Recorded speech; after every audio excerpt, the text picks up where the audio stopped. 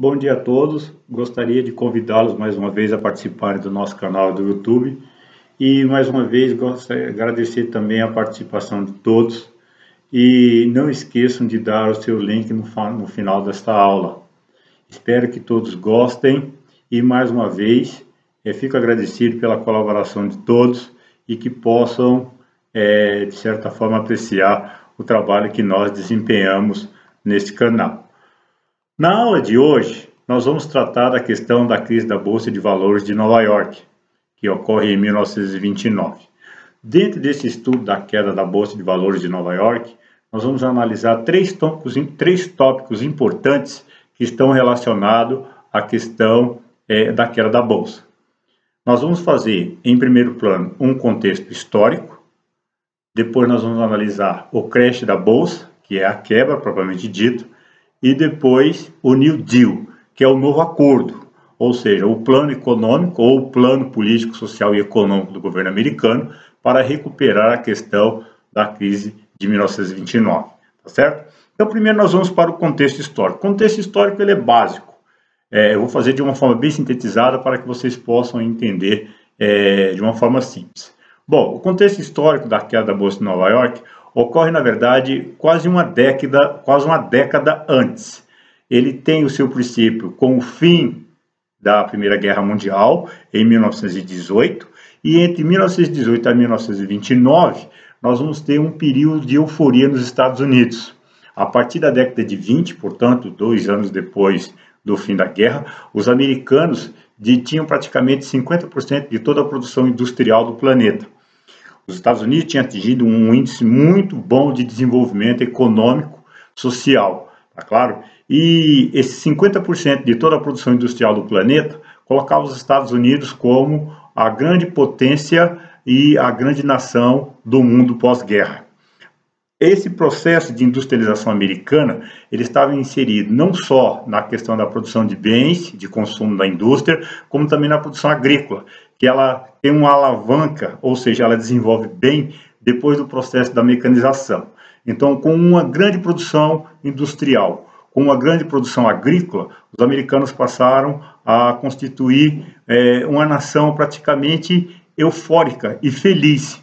A sociedade americana dos anos 20 praticamente via como fossem os dias de glória do povo americano.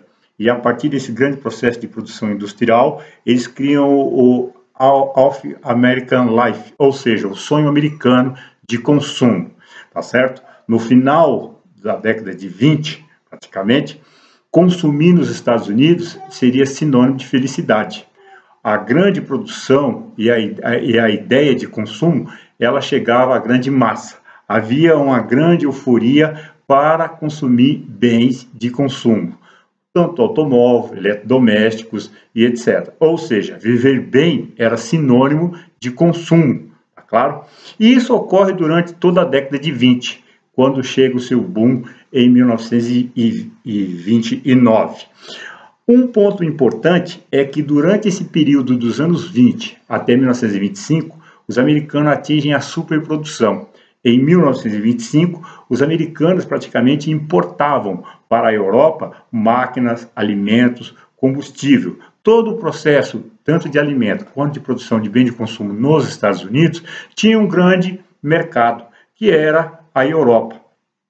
O problema é que, com a questão da importação para a Europa, os americanos não contavam com a recuperação do parque industrial europeu, que ocorre a partir dos anos 20, certo? Com o fim da guerra, os europeus também procuraram acelerar o seu parque industrial e tentaram recuperar o processo de produção na Europa. A Inglaterra, a França, a Alemanha, ou seja, eles conseguiram recuperar o parque industrial e com isso os americanos, ao invés de reduzir o processo de produção, eles continuaram na mesma linha de produtividade. Ou seja, assim que a Europa recupera o parque industrial, os americanos não têm mais para querer vender mercadoria.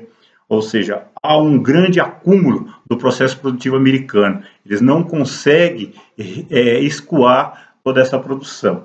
E com isso, eles chegam à superprodução.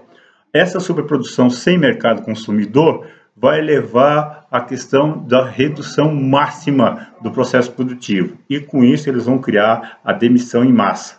Mais de 15 milhões de americanos perdem o emprego. E o grande desfecho desse processo de redução de produção na América é o crash da Bolsa em 1929. E alguns pontos importantes, eles vão chegar a esse desfecho final no dia 29/10/1929, quando ocorre a quebra da Bolsa Total de Nova York. Essa questão da quebra da Bolsa, ela vai ter como ponto importante, primeiro, a bancarrota de todo o sistema de investimento no mercado financeiro, tá certo? Vai gerar um pânico gigantesco na população americana. Praticamente irão ser vendidos mais de 15 milhões de ações e praticamente da noite para o dia os americanos fecham um prejuízo na Bolsa de Nova York com quase 14 bilhões de dólares. Isso quebra todo o sistema político, aliás, todo o sistema econômico americano. O desmembramento desse processo, dessa crise, ele perdura entre 1929 até 1932, mais ou menos. Durante esse período, vai haver um contrário daquilo que ocorrera durante os anos de 1920 a 1925. 54% de toda a produção americana, ela cai de vez e, com isso, há um reflexo geral em todo o mundo. A crise da Bolsa, ela praticamente leva à bancarrota todo o sistema capitalista do mundo nesse período, tá claro? Para tentar sair da crise e tentar mudar o sistema, os americanos vão criar o New Deal, certo? Que eles chamam de novo acordo. Esse novo acordo, ele está ligado à política do presidente americano Franklin Delano Roosevelt, que adotou uma série de métodos, ou medidas para tentar recuperar e tentar sair da crise de 29. Essas medidas, na verdade, são medidas socioeconômicas, com o objetivo, como eu acabei de falar, de superar a crise. As ideias do New Deal, elas foram baseadas sobre o ponto de vista de um economista inglês chamado John Keynes, tá claro? E o John Keynes, esse economista inglês, ele praticamente vai estabelecer algumas normas de padrão econômico que será aplicado pelo governo americano na tentativa de recuperar ou de sair da crise. Um ponto importante dessa questão da política do Keynes é o seguinte: o governo deveria intervir na economia para garantir o emprego dos trabalhadores. Ao intervir na economia para garantir o emprego dos trabalhadores, o governo daria, sim, o primeiro passo para tentar conter a questão do desemprego. Outro ponto importante da questão, do ponto de vista do economista Keynes, dizia a respeito da questão do lucro. Tá claro? Para John Keynes, o governo deveria intervir não só na economia, mas no processo de ganho e lucro. Ou seja, ele deveria reduzir o lucro para poder dar fôlego no processo de aquisição do trabalhador e no processo de consumo dos trabalhadores. Então, a redução do lucro faria com que os trabalhadores pudessem aumentar o seu poder aquisitivo. E, com isso, aumentando o consumo. Ao aumentar o consumo dos trabalhadores, praticamente cresceria também, em questão proporcional, o desenvolvimento da produção.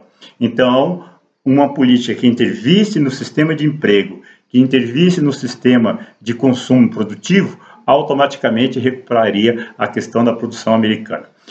Outro ponto importante, esses dois pontos da questão econômica do economista John Keynes, ele vai contra a ideia do liberalismo, ele rompe com o liberalismo, mas, mesmo assim, os americanos criaram essas medidas.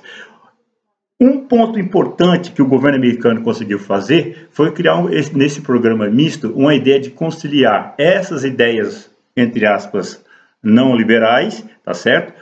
Respeitando a iniciativa do mercado privado. Com isso, o New Deal, ele vai criar alguns pontos para tentar conter a questão da crise do governo, tá claro? Pontos importantes estabelecidos pelo New Deal: controle de preços, tá claro? Esse controle de preço ele vai desde a produção de mercadoria até a questão de salários. Ao controlar os preços, automaticamente o governo tentaria controlar o sistema tanto produtivo quanto a questão inflacionária. Criou uma série de empréstimos, no qual beneficiaria fazendeiros que estariam falidos, que durante a crise perderam, quebraram, não conseguiram pagar as contas. Então, com esse empréstimo, os fazendeiros americanos pagariam as suas dívidas e investiriam na questão de recuperar o processo produtivo agrícola. Outro ponto importante que ajudou bastante na questão da crise.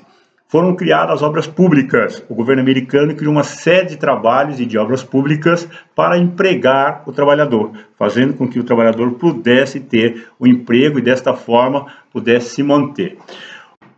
Dentro dessa ideia do New Deal, foi criado também o salário-desemprego, que praticamente era uma forma de salário no qual ajudaria aqueles trabalhadores que estivessem desempregados. De certa forma, uma forma de tentar minimizar a questão do sofrimento dos desempregados. Outro ponto importante, por último, mais um dos pontos de grande fator e de grande repercussão, foi o Pacto da Reconstrução. Por esse Pacto da Reconstrução, o governo americano criou uma série de medidas para proteger os empresários e, de certa forma, também o trabalhador. Mandou congelar salários, estabeleceu o preço da produção. Nesse caso, ele controlou tanto a questão produtiva, a questão de salário e, de certa forma, restabeleceu a questão da política econômica do pós-crise. Os Estados Unidos vai perseguir, ou melhor, vai continuar nessa crise até mais ou menos 1935, tá certo? O New Deal, ele não teve um sucesso que os americanos desejavam, mas em contrapartida recuperou bem e colocou os Estados Unidos num patamar bom para o desenvolvimento. E, de certa forma, a economia americana atinge o seu máximo só depois da Segunda Guerra Mundial. Então, nesse contexto, nós analisaremos que a questão do New Deal e o desenvolvimento econômico americano, ele é implantado por uma política que, de certa forma, estabelece bem a questão da recuperação dos americanos após a crise de 29, tá claro? Espero que todos tenham gostado, foi de uma forma bem sintetizada, agradeço a todos e não esqueçam de dar o like no nosso canal. Muito obrigado a todos, boa tarde.